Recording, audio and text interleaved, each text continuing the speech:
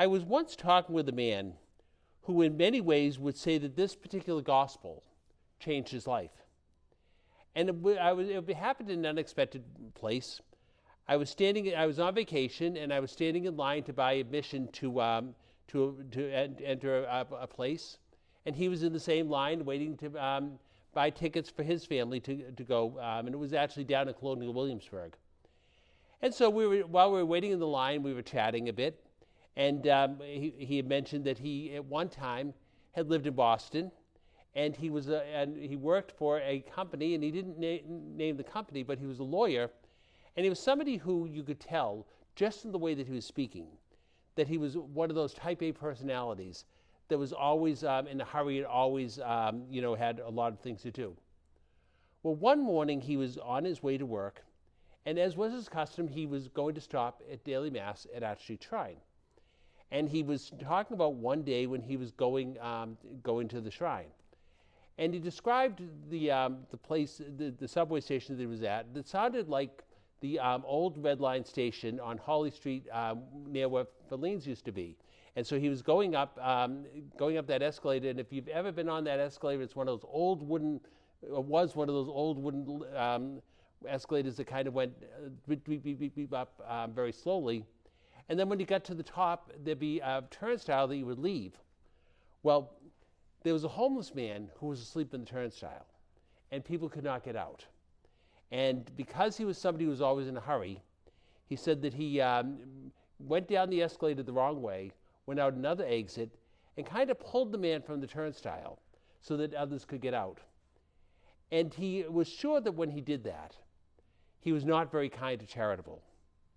Well, he went to Mass, and it was during Lent, and this particular gospel was gospel of the day.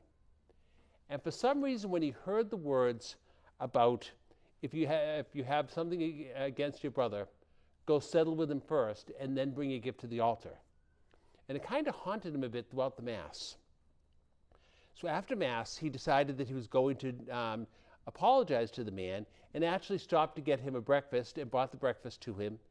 And the man was there, but the man really had no idea of what he was talking about. But he took the breakfast. But each day after that, he started making sure that he had something to give to either this man or someone who was on the street.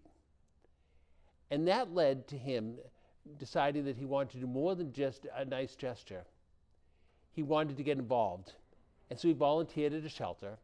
Again, he didn't say the name, but it sounded like it was probably the Pine Street Inn. And then he also started getting involved in other aspects as well. Well, when he moved to a new city, the first thing he did was volunteer at a homeless shelter.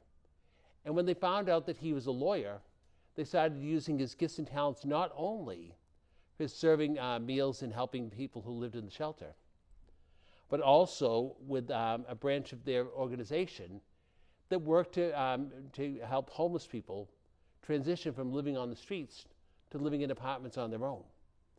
And that was something that he was very well suited for.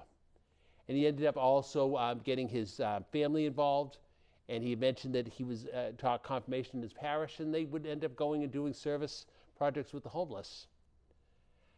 But his making up with his brother, so to speak, even though he had no idea of who this person was, and wasn't actually related, changed and transformed him. And I think that that's probably what Jesus is saying when he speaks these words today.